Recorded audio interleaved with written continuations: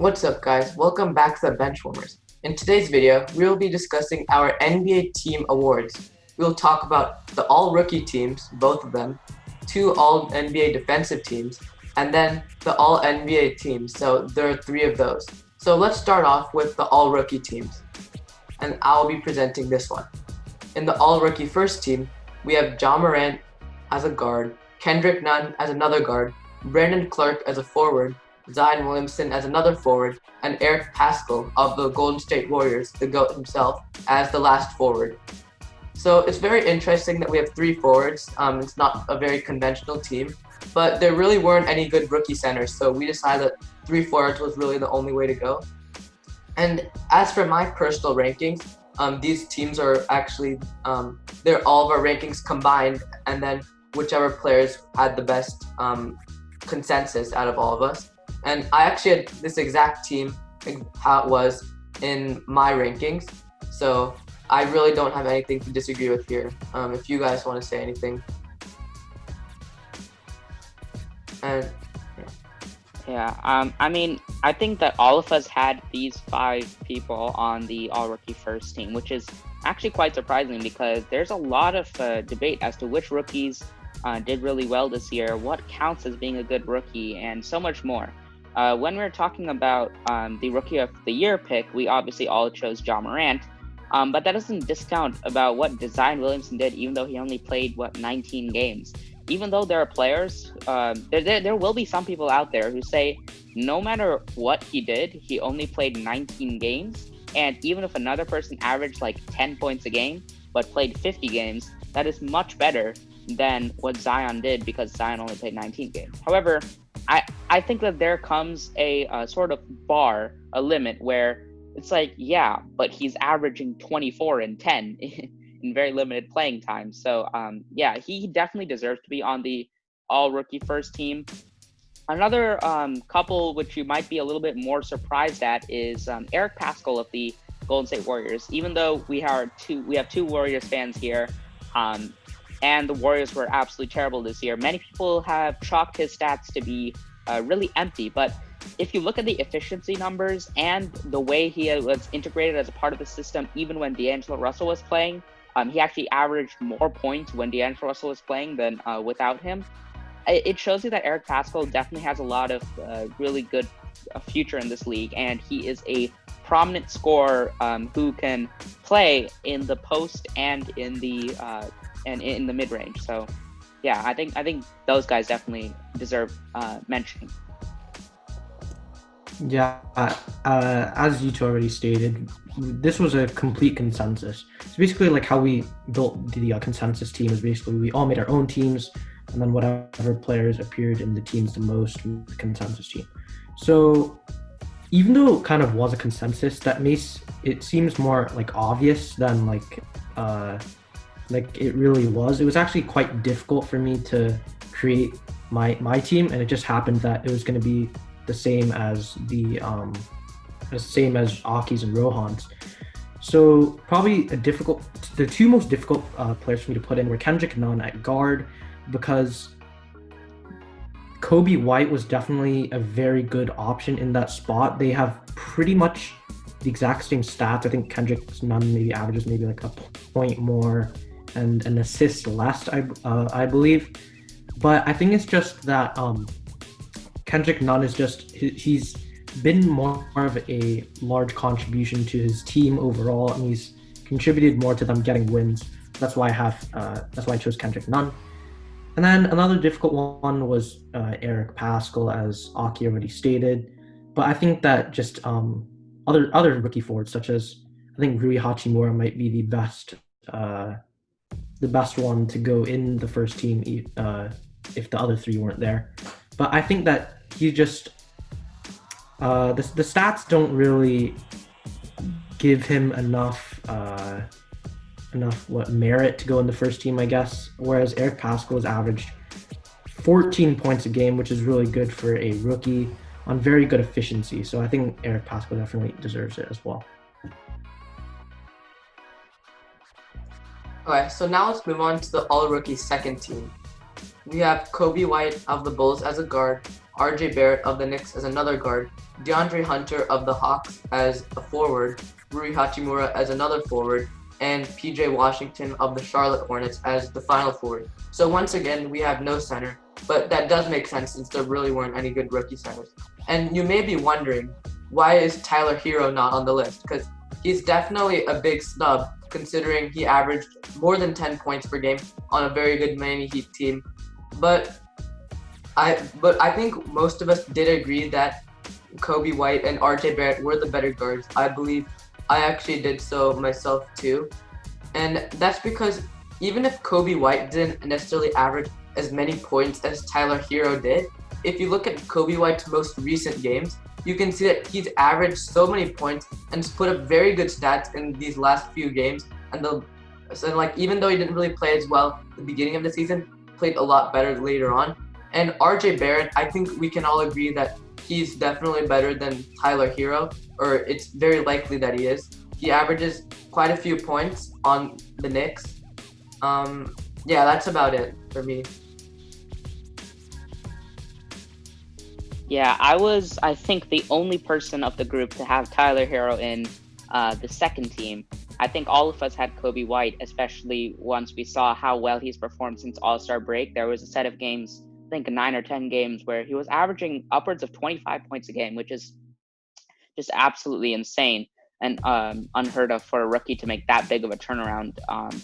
I just really think that Tyler Hero should be in there over RJ Barrett for a few reasons. The primary one, obviously, being that he is a central component of a winning team. As a rookie, he has come in and he has been willing to take many different roles of this team. Originally, at one point, he started off as one of the ladder guards on the team. Then he pushed his way into the starters. And then when Eric Spoelstra told him to go back to the bench in favor of a guy like Duncan Robinson, he was willing to and still put up amazing stats. He averaged 13 points, 4 rebounds, 2 assists, and he shot the ball 40% from 3, which is just absolutely insane for a rookie. Versus RJ Barrett, he was basically the second option the entire year on the Knicks. I don't know how many games RJ Barrett, Marcus Morris, and Julius Randle all played together, but there was probably very few. Marcus Morris was out some games, Julius Randle was out some games, RJ was out some games, so he was probably around the second option no matter what. And he had the ball in his hands a lot. Although he averaged a point more, 14 points a game, I think that him shooting 40% from the field, 32% from 3, and 61% from the line is just that sort of efficiency on a team which is as bad as the Knicks and looking to you for help, while being a negative win share sort of player on both sides of the ball, both offensive and defensive win shares. It just doesn't bode well for RJ, and I think Tyler Hero has been much better and more impactful to wins. All right, I agree with Rohan's ranking here. I had RJ Barrett and Kobe White, but I disagree that RJ Barrett is the clear number one. I think that for me, Kobe White was definitely the clear number one here. It was very difficult for me to leave out Tyler Hero in favor of RJ Barrett, but I think while RJ Barrett's, he does have some problems with efficiency, I think that there was definitely significant improvement, similarly to Kobe White following the All-Star game, I believe. And I think that going forward, I think RJ Barrett has a lot of potential, and he showed that in the kind of the last portion of the year where he was definitely a better player than Tyler Hero, even though he maybe wasn't during the first half. But because RJ Barrett has definitely showed more flashes of brilliancy, I guess, that's why I think he merits the second team spot. Yeah, and I also wanted to add, I believe that most of you actually had Deandre Hunter on your list. Actually, that was our consensus. But on my personal ranking, I actually had Matisse Thybulle over him. And it may seem a little bit unconventional when you go to look at the stats. But if you look closer, I think they both average about the same efficiency and scoring. But beyond that, and the only reason why Deandre Hunter has more points is because he plays for 10 more minutes.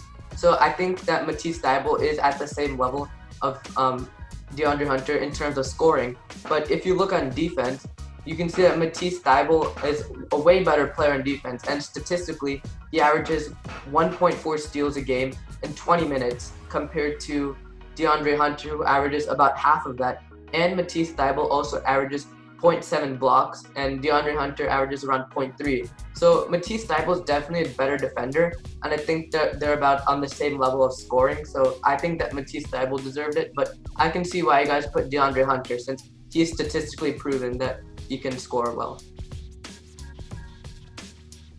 All right, so that wraps it up for the rookie teams. Now we're moving on to the all defensive teams. For the 2 guard spots, we have Ben Simmons and Marcus Smart. The 2 forward spots are taken by Giannis Antetokounmpo and Anthony Davis. And finally, our center is Rudy Gobert. Now, I believe that all of these players, except for one, are who I had on my in my personal first team. But instead of Ben Simmons, I had Patrick Beverly. Now, Patrick Beverly, I think, is the better player, defensive player for this position, because he has been the second, his opponents have shot the second worst in terms of field goal percentage when they're guarded by Patrick Beverly, and he's actually shutting down when he's shutting down big matchups in games for the Clippers more than Kawhi Leonard and Paul George. He's been kind of the number 1 defender for opponents' star players, and he's proven to be very good at doing so. And because I think he's taken just such a big defensive role on a team that has other really great defensive players, I think he deserves to be in the first team.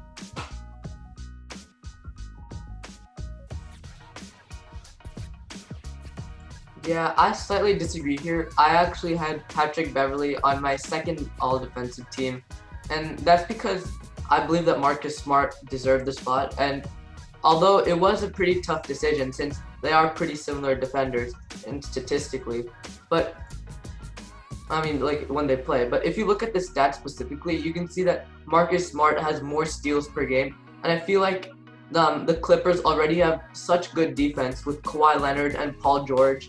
And I feel like Patrick Beverly has a sort of easier situation since he has all these good defenders surrounding him. But if you look at the Celtics, it's mostly made up of offensive scorers. I guess you can say Jaylen Brown is pretty good at defense. But Jason Tatum and Kemba Walker, they're not necessarily as good.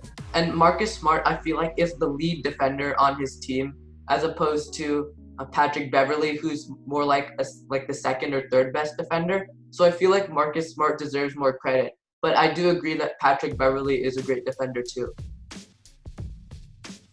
Yeah, to comment on this sort of guard topic, I really think that Ben Simmons also deserves to be there, even though Andy put him on his second team. There's just a couple of stats which I'd like to tell you. This season, he had 3.5 defensive win shares, which is one of the highest in the league.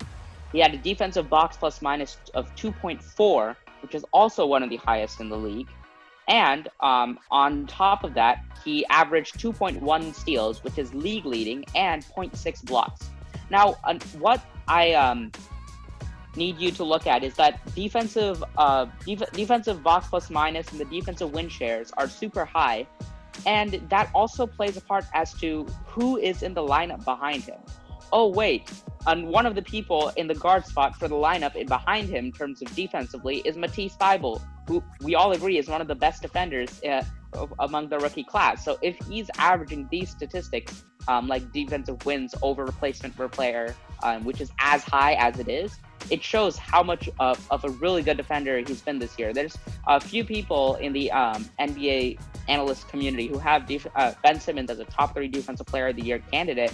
And I honestly might agree with them, because they have Ben Simmons has shown insane ability to lock down defenders on the perimeter and inside due to his frame, his agility, his speed, and just his IQ and knowledge of the game. I think also the forwards position deserves a bit of a mention also. Even though we all agree about Giannis and Anthony Davis, and Rudy Gobert, there are some people who think that Rudy Gobert has fallen off a bit this year in terms of defensively. Even though his stats may not show it, Utah's rank as one of the top defensive teams in the NBA still remains, and Rudy Gobert is still averaging close to around 2 blocks a game and has some insane defensive blocks plus minus stats. Many people say that Brook Lopez should be there instead of Rudy Gobert, but actually, I feel like Brook Lopez is buffeted a bit, not only by what he does on the defensive end, but also what Giannis does, because they play so many minutes together that their defensive box minuses and defensive wins over replacement player would be higher together.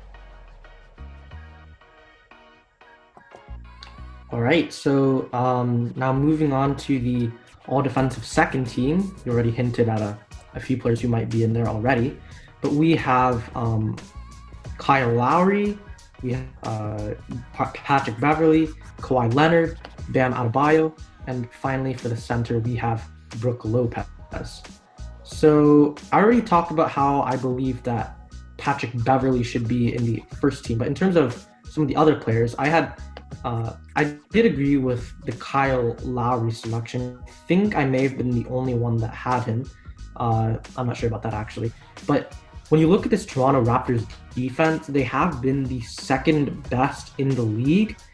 And the guard position is just less stacked in terms of defensive abilities compared to like the forward position. So I feel like if Toronto is going to get some credit, which they definitely should, it should be in terms of the best guard, who has been Kyle Lowry, and he's just been an incredible defensive player this year with a great defensive coach for the Raptors. So I think that's why Kyle Lowry should definitely be in the second team over whatever players you had. I can't quite remember. Yeah, I'm pretty sure I also had Kyle Lowry in my rankings, and my rankings for the second team were nearly exactly what were, actually no, I think they were exactly the rankings that were put there. So I don't really have much to say here. I do second that Kyle Lowry is an underrated defender, and I do hope that he makes the all-defensive team, and I believe this would be the first time in his career if he makes it, which is very surprising considering he's been a pretty good defender for years. I think we also shouldn't sleep on Kawhi Leonard, although that may sound like a weird thing to say, but I think people are like taking Kawhi Leonard's defense under the radar. Like, even though he's been a great defender for a while, I think people may be starting to forget a little bit that he is one of the league's best defenders. And he's been on the all NBA defensive teams for a while now. He has 1.8 steals per game and 0.6 blocks, and he's arguably the best defender on the LA Clippers team, which is known for their really good defense. And I just wanted to give him a shout out there. I don't know. I mean, we've been talking about defense, and I've been focusing a lot on advanced stats, and that's what I did again. I was the only one in the group to have Eric Bledsoe on this second team over Kyle Lowry, and I looked at the advanced stats and what he's put up, even though I made that argument for Brook Lopez that the numbers do look better because of Giannis. I feel like that doesn't apply so much at the guard position, because with him at the guard position is like an okay defender as Chris Middleton, and then you have people like Wesley Matthews, Pat Connaughton, and Kyle Korver, who are very shaky and unsteady as defenders overall. So I think that I trust the defensive box plus minus and defensive win share numbers a bit more.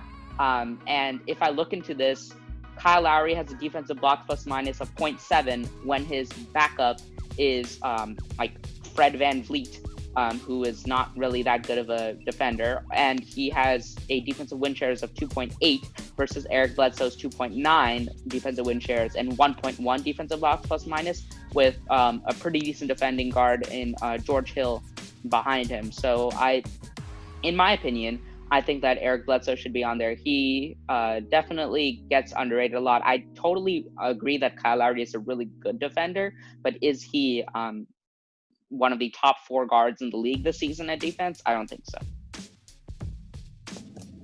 All right, I didn't talk about forwards actually, so I wanted to just mention that I actually was the only one that didn't have Bam Adebayo in my all-defensive second team. I instead had LeBron James, who's a a candidate for MVP.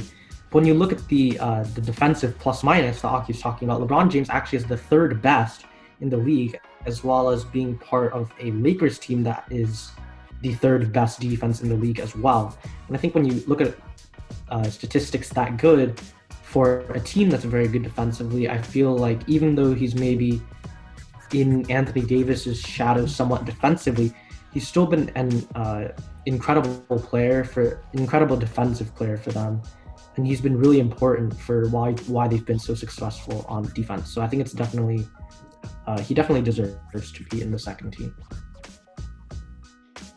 Yeah, talking about forwards, I also had Jonathan Isaac on my defensive second team. He's been really, really good for the Magic this year on the defensive side of the ball. He is part of the identity of the team, which although it doesn't really look like it, their offense is so bad that the reason that they are where they are in the 8th seed is because they have a pretty good defense, and that is spearheaded by Jonathan Isaac.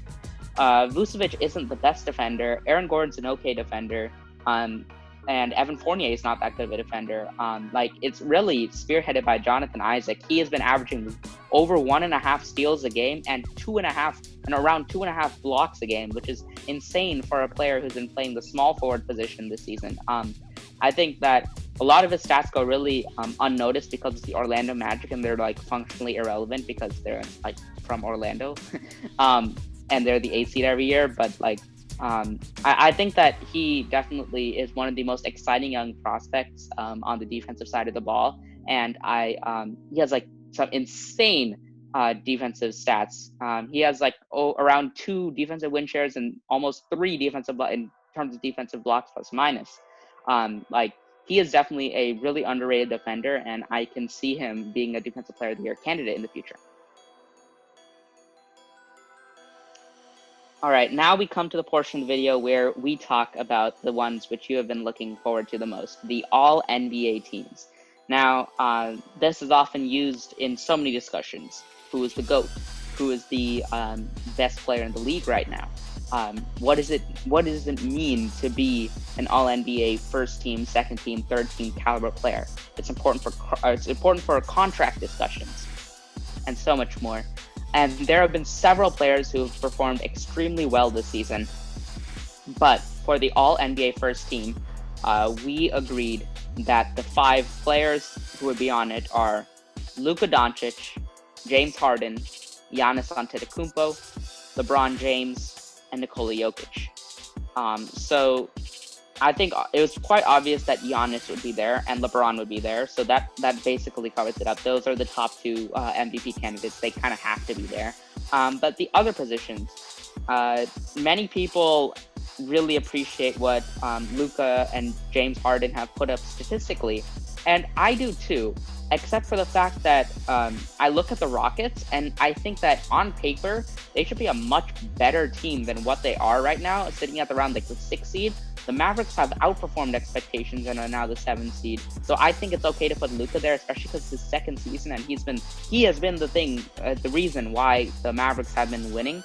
But James Harden, especially when Russell Westbrook got integrated into the offense more around December, January, he has not been putting up that good stats. His efficiency has gone down significantly. He's been averaging only around 30 points a game, a little bit less than that since December. He was averaging close to 40 before that. But I really want to give light to a player who has performed extremely well in the past few months and has been doing it super efficiently and is trying to carry a team who lost so many pieces and had so many injuries throughout this year, and is currently keeping them in the 9th seed in the tight Western Conference. I want to shout out Damian Lillard. I had him on my All-NBA first team, and it's because when he's more efficient than James Harden from literally everywhere. He's relatively close to a 50-40-90 in terms of his splits, and that's insane considering how much he shoots and how many points he scores and how he's the focal point of the offense. But also, when CJ McCollum was injured, when they lost their forwards in the offseason, and when Yusuf Nurkic went down and had to be replaced by Hassan Whiteside, who is a notorious stat grabber and doesn't do much else, he has been the key person leading them to wins. You could look at these performances where he just willed his team to win games by dropping 50, 60 points in a game. And I think that deserves some consideration when you're talking about talent. All right, now I think my All-NBA first team was actually the exact same as the consensus one. I had James Harden over Damian Lillard, and I think that the problem with Damian Lillard this season is that even though he has been an incredible player, his team isn't really winning enough, and they are winning, but they're not winning on the same level as the Mavericks and the Rockets, and I think that's just so key because I feel like when you talk about All NBA, you're talking about players who are able to bring teams to like the playoffs and late in the playoffs. Whereas I think Damian Lillard, even if he manages to get a playoff spot barely, I don't really see the Trailblazers doing very well in the playoffs. Whereas I think James Harden would be able to make a deep playoff run, maybe even getting to the conference finals, maybe. But in terms of the other positions, we all agreed on LeBron James and Giannis Antetokounmpo. I think those are fairly obvious. They are the number one players on the number one teams in their respective conferences. Both are putting up ridiculous stats.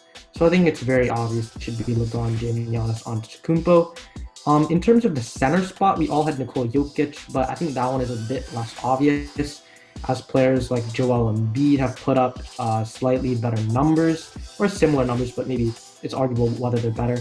And even players like maybe even Rudy Gobert deserves a shout, or Karl Anthony Towns. But I think the reason we all chose Nikola Jokic is because when you look at All NBA, you think about players who are standout players on their team and who manage to take teams to wins. And I think Nikola Jokic is just so key to the Nuggets team, and so key to why they're in the third seed right now. I think he's definitely the most impactful in terms of wins out of any of the players there. So that's why I have Nikola Jokic at in the first team. Yeah, over here I kind of just want to talk about the guard situation. So I had James Harden and Damian Lillard, so a combination of both of your picks. And I do agree with Andy that James Harden is the better pick, just because of his playoff experience and his proven ability to score.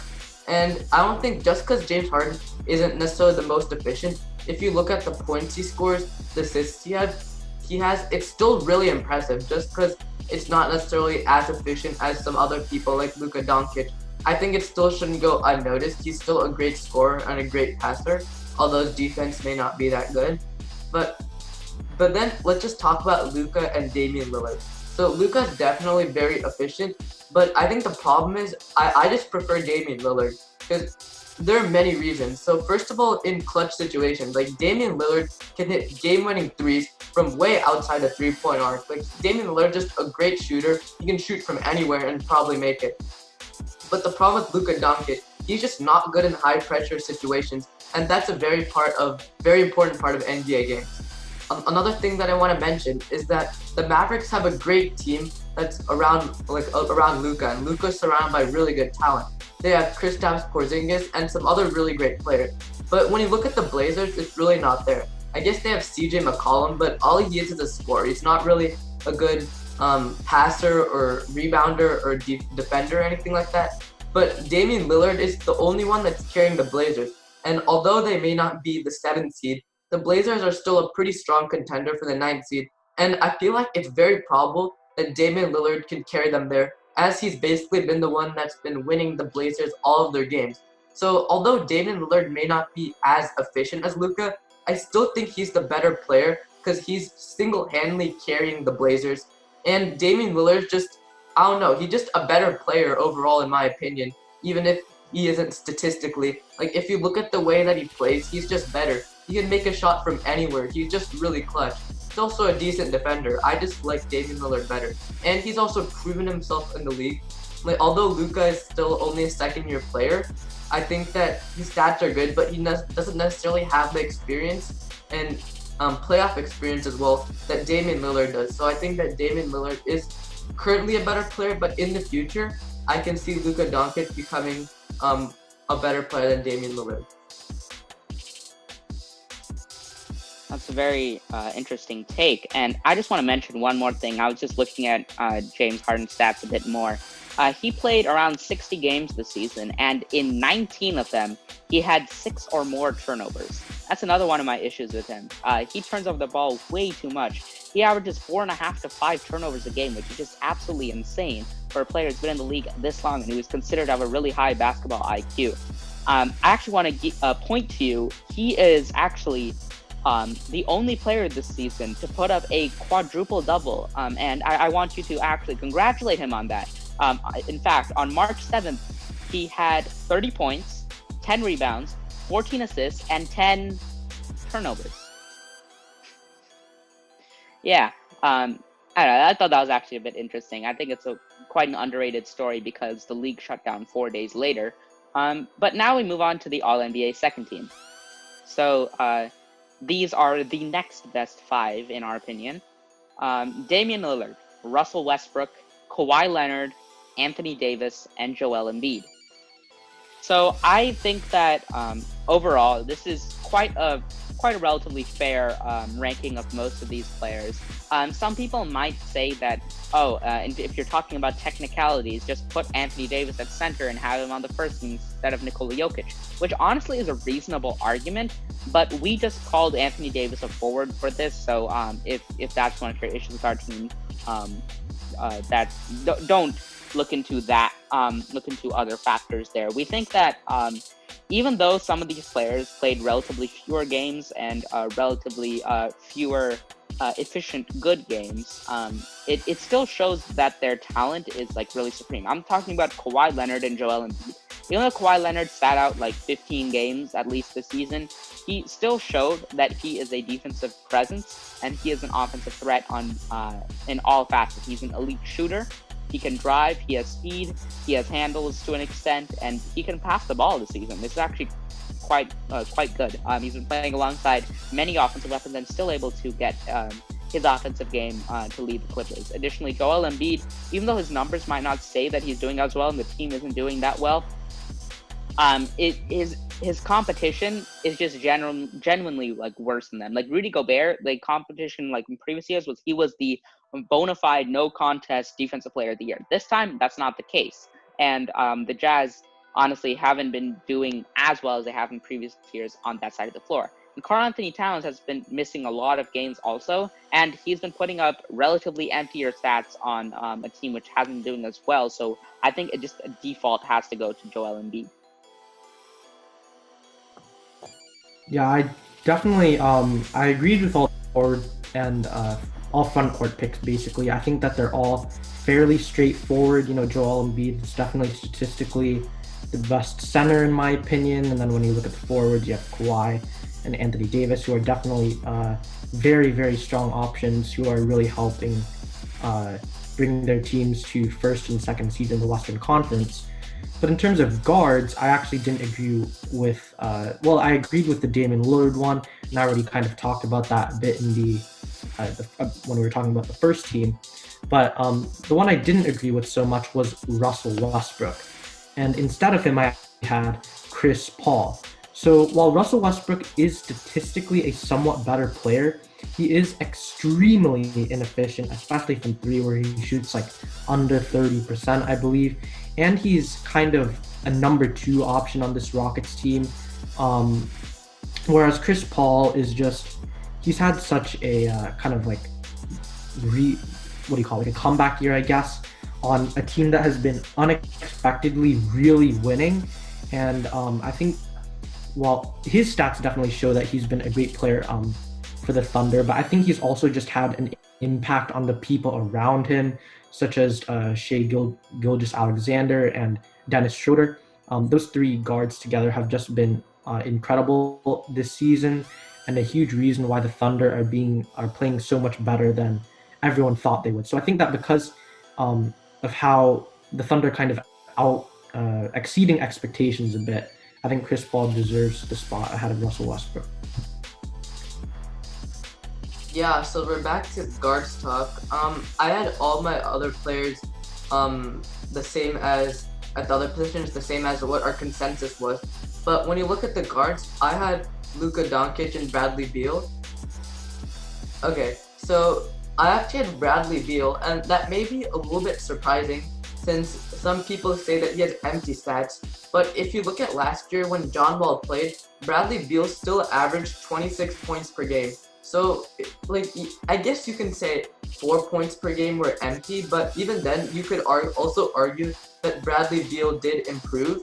So, I really don't think that this empty stats argument is that valid? And I'm really tired of Bradley Beal getting snubbed from these NBA awards. Because if you look at the All-Star team, Bradley Beal got snubbed from that, which was absolutely ridiculous in my opinion. I was actually pretty mad about that myself. And I think that Bradley Beal does deserve to be in an All-NBA team.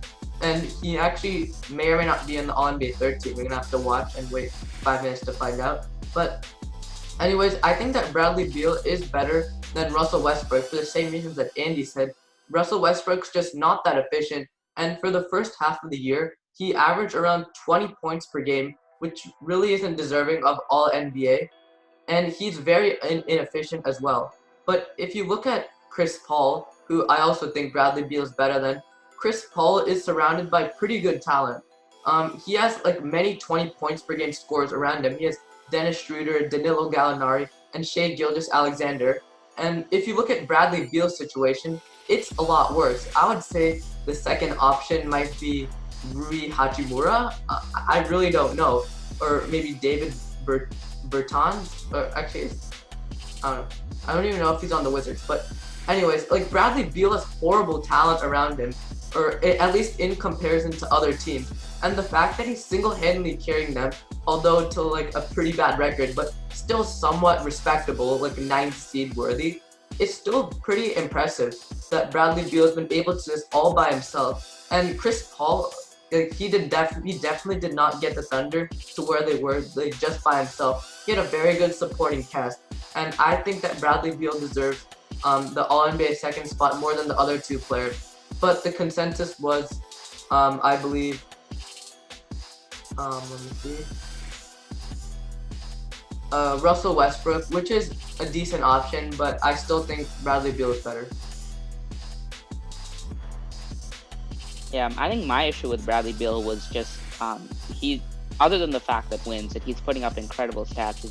He's a terrible defender also.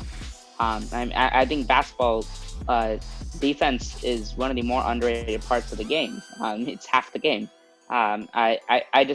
I think that the Wizards were, I think, one of the worst teams historically in the recent like decade on defense. So I guess that's just how it's gonna that's just how it's gonna turn out for NBA voters. They value defense also a bit. So now we move on to the final team, the All NBA third team, and there are some of these players which have been mentioned already.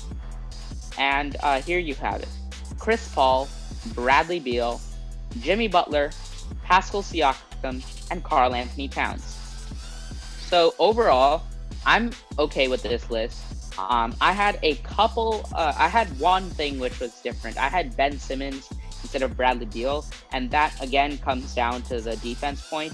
I really like players who are good at defense also. And Ben Simmons has been the best guard that we have talked about so far on the defensive side of the ball, and he is arguably a top 3 candidate for Defensive Player of the Year. And it's been a little bit of a while since we've had a guard in that sort of conversation who has been this good also on the offensive side of the ball. Yes, he can't shoot. He's shown an unwillingness to shoot. Actually, in a couple of these scrimmage games, he's shot the ball a bit. Hopefully, Brett Brown's getting to him, and next year he'll be even better. But I just think that the offensive talent, which is clearly there, he is an amazing floor general. He averages like around 17, 7, and 7, which is just pretty good numbers, along and on really efficient shooting because he doesn't shoot any threes or mid-range shots. And also, he's such an amazing defender, and he leads to wins. Like, yes, the Sixers are 39 and 26, but like, we know that when he is playing and when he is playing to his ultimate potential, he can be a lot better. And I just see that he can have a sort of like, what do you call it, a Walmart LeBron James sort of effect on the Sixers. And I just like that more than empty 30 points per game. Yeah, I definitely agree with Aki about Bradley Beal not really being worthy of an All NBA spot. And the only reason he's actually in the third team is because Rohan had him in the second team.